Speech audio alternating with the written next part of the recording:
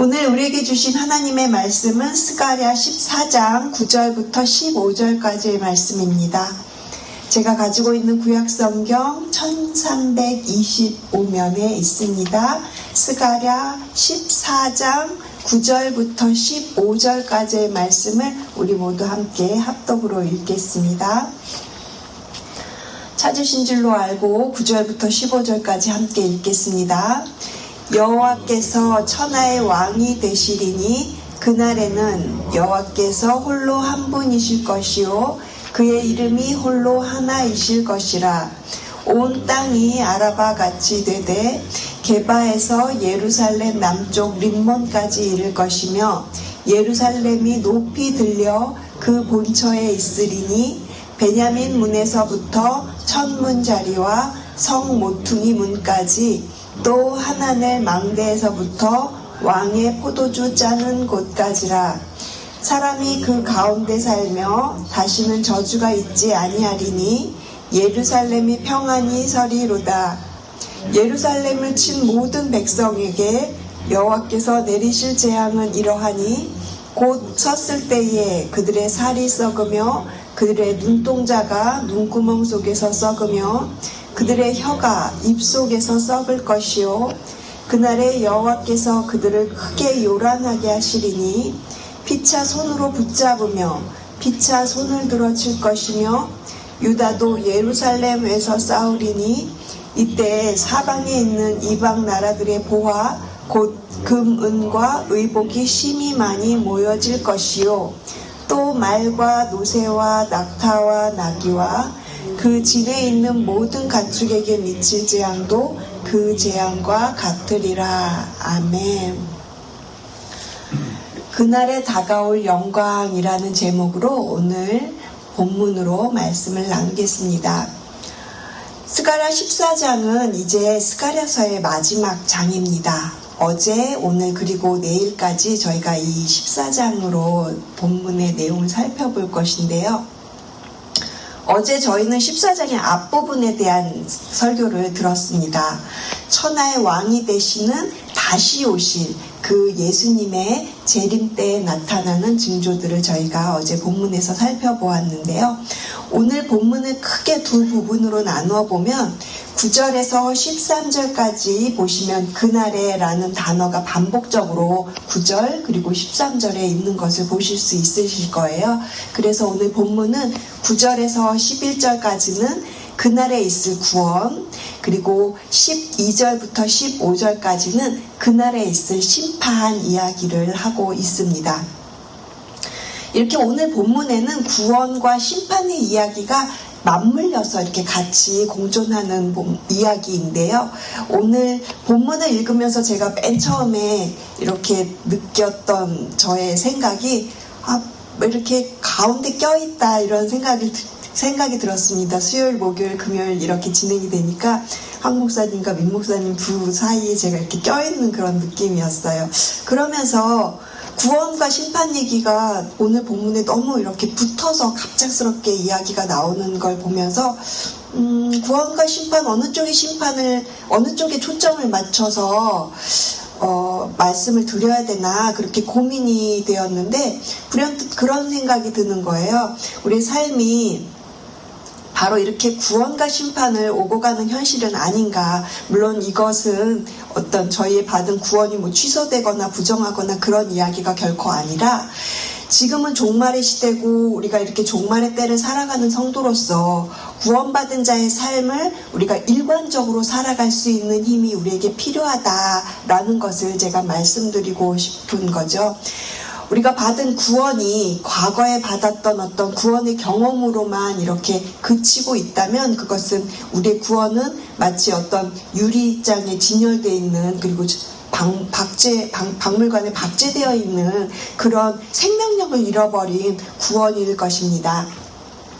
그렇다면 우리의 일상의 생활 속에서 우리의 우리가 살아가야 될 이 구원의 이야기를 우리가 어떻게 계속해서 경험해 갈 것인지, 우리는 정말 계속해서 구원을 살아가고 있는 것인지, 이러한 질문을 가지고 오늘 본문으로 들어가겠습니다. 오늘 본문에서 가장 핵심이 되는 구절은 단연코 이 9절 말씀입니다. 9절 말씀은 우리가 어저께도 끝부분에 잠시 같이 보았는데요. 스가랴 전체에서 가장 중요한 핵심 구절이라고 말씀드릴 수가 있습니다. 우리 함께 9절 말씀 같이 큰 소리로 읽겠습니다. 여호와께서 천하의 왕이 되시리니 그날에는 여호와께서 홀로 한 분이실 것이요 그의 이름이 홀로 하나이실 것이라. 메시지 성경은 이 부분을 이렇게 번역하고 있어요. 그날이 오면 하나님께서 온 세상의 왕 오직 한 분 하나님이 되시리라. 아멘. 9절부터 선포하는 메시지는 아주 분명합니다. 그날이 오면 천하의 왕이 오신다. 10절과 11절에서도 계속해서 이어지는 내용은 예루살렘이 우뚝 서고 다시는 예루살렘이 멸망이 없을 것이고 그 도성은 안전하게 될 것이다. 새 예루살렘의 이제 예언이 그렇게 되는 것이죠. 우리가 이제 이 스가랴를 마무리하는 시점에서 다시 한번 이 스가랴서가 어떤 책인지를 좀 살펴보고 갈 필요가 있습니다. 스가랴서는요, 다가올 메시아, 다시 오시는 메시아, 그 메시아를 통한 이스라엘의 회복을 예언하고 있는 책입니다. 그런데 그 당시 이스라엘 사람들은요, 자기네들의 그 선민사상, 그리고 자신들이 그 다윗과 솔로몬 때 이루었던 그 영광만 생각하고 있었어요. 자기네 나라만 생각했던 거예요. 그리고 나중에 신약으로도 갔을 때에 그들은 로마를 깨뜨리고 전 세계를 그렇게 다시금 이렇게 지배하는 그런 이스라엘의 회복을 꿈꿨던 것이죠. 그러니까 로마에 의해서 십자가에서 달려 죽으신 이 예수님의 존재에 대해서 그들은 받아들일 수가 없었고요. 그들에게는 예수님은 메시아가 아니었습니다. 그들은 온 인류와 우주를 구원하시는 하나님의 그 원대한 계획을 그들의 좁은 그리고 그들의 닫혀있는 영안으로는 그것을 받아들일 수가 없었고 이해할 수조차 없었던 것이죠.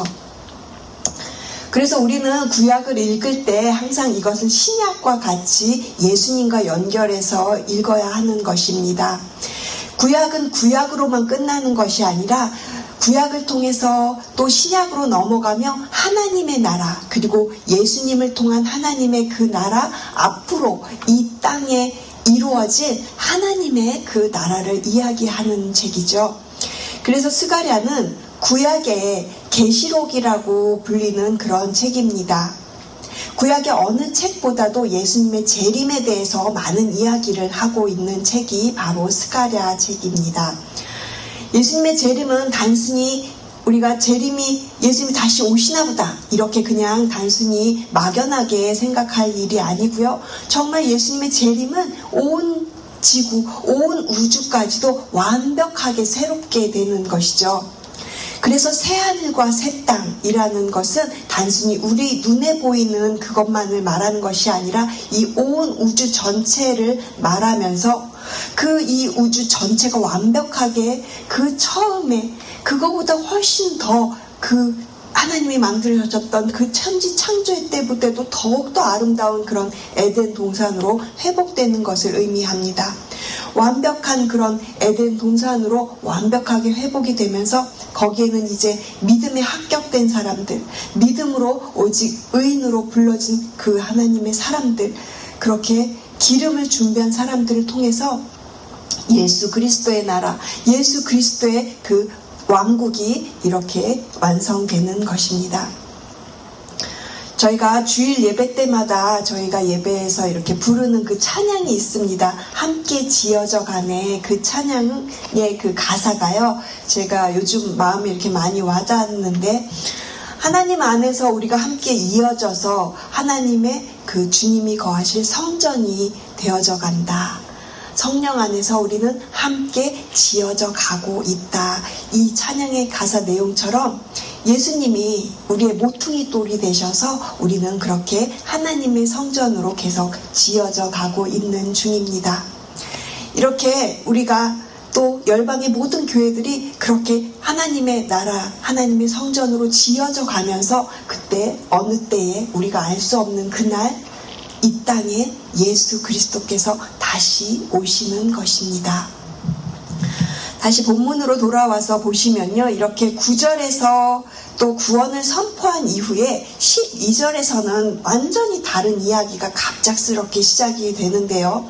저는 이 메시지 성경과 쉬운 성경에서 12절 앞에 그러나 이 단어를 찾아볼 수가 있었습니다.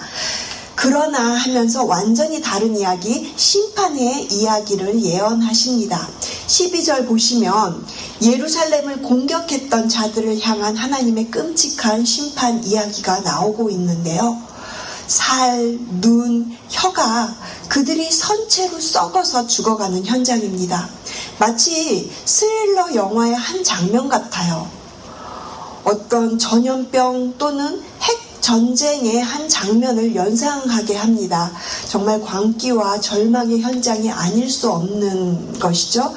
여기에 12절에 예루살렘을 공격했던 그 군대들은 하나님께서 재앙을 내리실 거다라는 내용이에요. 그런데 그 재앙이 어느 정도 무서운 재앙이냐면 죽을 시간이 없는 거예요. 그냥 이렇게 서 있는 채로 그렇게 갑자기 살이 썩어져 나가고 눈을 뜨고 있는데 눈이 갑자기 썩어져 버린다는 거예요. 그러니까 그 정도로 신속하게 심판을 받는다라는 것을 의미합니다. 정말 무서운 심판의 내용이죠. 하나님의 심판의 역사입니다. 사랑하는 성도 여러분, 하나님은 창조의 하나님이십니다. 하나님은 한순간의 말씀으로 그 모든 것을 창조하신 분이시지만 또 한순간에 이 모든 우주를 한 번에 없애버리실 수도 있는 그런 전능하신 하나님이십니다. 바로 그 하나님이 지금 12절에서는 그렇게 무서운 재앙을 내리신다는 것입니다. 계속해서 13절 보시면 또 어떤 심판을 하십니까? 그날에 여호와께서 그들을 크게 요란하게 하시리니 피차 손을 붙잡으며 피차 손을 들어 칠 것이며, 서로 자기네들끼리 치고받고 그렇게 싸울 것이다 라고 말씀하시는 것이죠. 사사기 7장에 보면 기드온과 300용사의 이야기가 나옵니다. 300명이라는 숫자가 그 상대의 적인 미디안의 그 군대와는 정말 비교도 할 수 없을 만큼 작은 숫자였어요. 기드온과 그 300명이 어떤 것을 가지고 갑니까? 그들은 횃불과 그리고 그 항아리 그리고 나팔을 가지고 가는데 그 항아리 속에서 횃불을 이렇게 숨겨가지고 가서 항아리를 깨면서 횃불을 들고 여호와의 칼이요 기드온의 칼이요 이렇게 그들이 외치는 것밖에 없습니다. 근데 그때 어떻게 되죠? 이 미디안의 모든 군인들이요 서로 자기네들이 치고받고 싸우고 그렇게 해서 전쟁에서 승리를 하잖아요. 사실 기드온과 이 300용사는 싸운 게 아니에요. 그냥 하나님의 말씀에 순종하였고 그대로 갔습니다. 미디안의 군인들이 서로 치고받고 자기들끼리 그렇게 싸워버리는 것이죠. 13절이 바로 그런 역사인 것이죠. 하나님의 심판의 역사를 말합니다. 그런데 14절에 보십시오. 그런 14절 말씀에 보면 유다도 예루살렘에서 싸우리니 라고 얘기하는 것은 하나님의 이런 재앙과 하나님의 이런 전멸의 전쟁터에서 유다가 같이 참여한다. 유다가 같이 싸우고 있다. 그것을 의미합니다. 그런데 하나님의 백성, 이 교회가 연합해서 같이 싸운다는 이야기는 그저 유다가 이렇게 교회가 가만히 뒷짐지고 서 있는 것이 아니라 함께 주님과 싸우는 것인데 그 결과 어떻게 되냐면 14절의 후반절 말씀 보시면요. 사방에 있는 이방 나라의 보화, 금은, 의복, 그 모든 것이 심히 많이 모여질 것이다 라고 이야기를 합니다. 굳이 빼앗을 필요도 없고 굳이 그들이 가서 주워올 필요도 없어요. 모여진다라고 이렇게 이야기하는 거 보실 수 있으시죠? 하나님이 다시 교회를 세우시고 그 교회를 강력하게 일으켜 나가실 때는요. 그 모습이 그렇다라는 거예요. 모여진다라는 것입니다. 그러면 그러면서 동시에 15절 말씀은 어떻게 표현을 하냐면 세상 사람들이 중요하다고 생각하는 것들, 하나님을 대적하는 무리들의 그 마음 속에, 그들의 삶 속에, 그들의 생각 속에 있던 그 귀중한 것들을 어떻게 표현을 하냐면 군사력의 말 수송을 하는 노새, 그리고 불을 상징하는 낙타와 나귀, 그 모든 가축 애들까지도 재앙이 이르리라 그랬습니다. 사랑하는 성도 여러분, 이것이 바로 하나님이 내리시는 대적들을 향한 심판의 역사요, 동시에 하나님의 백성들이 취해야 할 승리의 이야기인 것입니다. 그 전리품을 취하는 거예요. 그 전쟁에 참여하는 것으로 인해서 하나님은 그 유다에게 무엇을 주시냐면 그곳에 있는 전리품들, 전쟁에서 승리한 사람들이 가져갈 수 있는 노획물을 주시겠다라는 것입니다. 저와 여러분은 바로 그렇게 이기는 자가 되어 살아가는 것입니다. 마지막 때까지 믿음으로 이기는 자가 되시기를, 그래서 우리가 주님 앞에 설 때에 같이 서로 얼굴을 확인하며 기쁨의 노래를 부르고 주님의 그 십자가의 보혈로 씻겨진 흰옷을 입고 그렇게 승리의 찬송을 부르며 나아가는 우리 모두가 되기를 소망합니다. 그래서 우리에게 필요한 것은 종말을 살아가는 재림의 영성이 필요합니다. 예수님이 오신 그때부터 이미 종말은 시작되었고 지금 우리는 종말의 시대를 살아가고 있는 것입니다. 그렇게 우리는 지금 종말을 살아가고 있는데, 그러면서 이 시대를 지나가면서 여전히 교회는 그냥 그렇게 성장하고 있는 겁니다. 핍박을 받고 또 어느 곳에서는 순교를 당하고, 그리고 이단이 그렇게 득세를 해도요, 그래도 그렇게 하나님의 교회는 꾸역꾸역 계속해서 성장해 가고 있는 것이죠. 그래서 우리는 영원한 그 영광스러운 하나님의 나라에 참여하고 또 그것에 관심을 가지고 초점을 맞추면서 살아가는 것입니다. 죄와 죽음이 없는, 고통이 없는 그 나라, 그 하나님의 나라가 이 땅에 이루어진다는 것, 반드시 재림 예수님이 어느 날 갑자기 오신다는 것, 우리가 그것에 관심을 가지고 거기에 초점을 맞추면서 살아가야 하는 것이죠. 여러분, 우리가 죽어서 천국 가는 것이 목표가 아닙니다. 이 땅에서 우리가 받은 그 구원을 살아내야 하는 것이죠. 이 땅에서 그 구원을 살아가다가 하늘로부터 완벽한 하나님의 구원이 임하는 그 날이 오는 것입니다. 그렇게 하나님의 나라가 임하면서 그 구원이 완성되는 것입니다. 예수 그리스도 안에서 시작된 그 구원이 우리에게 완벽하게 완성이 되면서 죄와 사망과 슬픔이 없는 이 세상을 그렇게 영원하게 살아갈 그 날이 오는 것이죠. 사도 바울은 신약에서 삼층천을 갔다 온 다음에 무엇을 보았다고 표현을 했습니까? 말로 표현할 수 없는 귀한 것이라고 그렇게 표현을 했습니다. 우리는 그가 본 것을 그가 어떻게 표현할 수가 없었습니다. 우리는 그것을 눈으로 볼 수도 없고요, 귀로 들을 수도 없고요, 그리고 손으로도 만지지 못하는 정말 말로 표현할 수 없는 것이다. 우리가 어떻게 그런 것을 우리의 것으로, 하나님의 것을 그렇게 표현할 수 있겠습니까? 우리가 도대체 이해할 수 없는 것이죠. 그렇지만 성경은 그래도 우리가 이해할 수 있을 만큼 최소한 정말 우리가 이해할 수 있는 선에서 써놓은 책이 바로 성경입니다. 사람이 이해할 수 있을 만큼 그렇게 기록해 놓은 책이 바로 성경인 것이죠.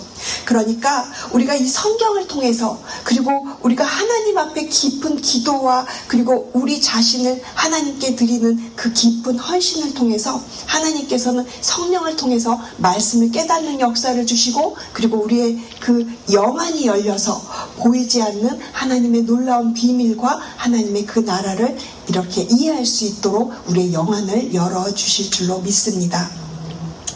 그래서 우리 모두의 영성을 회복해야 합니다. 예수 그리스도의 영성을 회복하기를 간절히 소망을 합니다. 지난 주일날 저희 그 오시 새누리교회가 창립 4주년이 되는 날이었죠. 박성근 목사님께서 오셔서 부흥회와 그리고 주일 예배 말씀을 인도해 주셨는데요. 지난 주일 설교 제목이 영성 지수를 높여야 한다라는 제목이었지 않습니까? 박성근 목사님께서 영성 지수를 높이기 위해서 바른 훈련, 그리고 바른 성경적인 가치관, 그리고 바른 하나님과의 관계성을 가져라, 이런 말씀을 해주셨던 것이 참 마음에 깊이 와닿고, 우리가 두고두고 그 말씀을 이렇게 새기면서 앞으로 살아야 되겠다. 우리 모두가 그 말씀 주신 것처럼 구경뿐이 아니라 정말 예배에 참여하고, 그리고 하나님 나라의 백성으로서 그렇게 헌신하시면서 하나님 나라에 관심을 가지고 함께 세워져가는 그런 우리 OC 새누리교회가 되면 좋겠다, 그런 생각이 들었습니다. 그렇다면 영광스러운 하나님의 나라가 이 땅에 우리에게 또 어떻게 어디에 먼저 임해야 하느냐 하면요, 먼저는 우리의 심령에 임해야 합니다. 우리의 영 안에서 그것이 먼저 깨달아져야 되고, 그 하나님의 나라는 이제 나의 심령에서부터 시작해서 어떻게 표현되냐면 확신과 담대함으로 표현됩니다.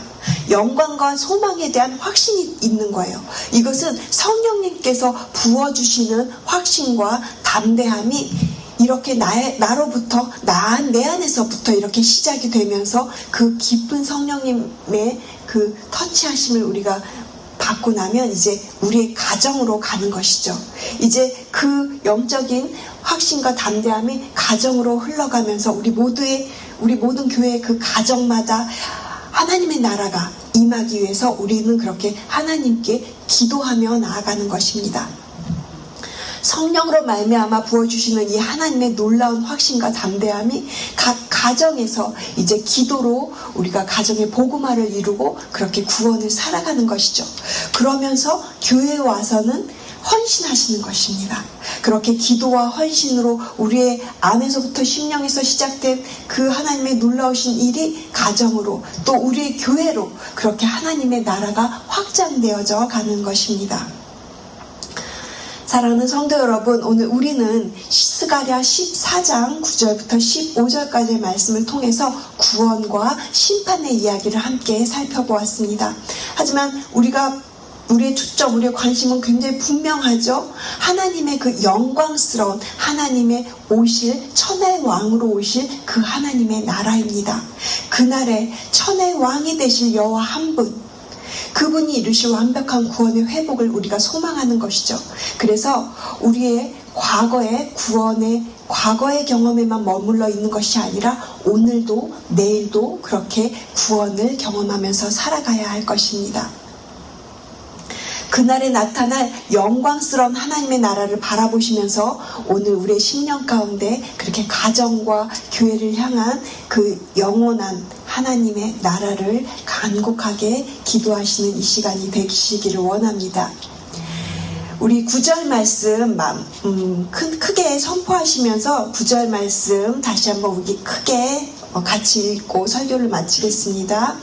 여호와께서 천하의 왕이 되시리니 그날에는 여호와께서 홀로 한 분이실 것이요 그의 이름이 홀로 하나이실 것이라. 아멘.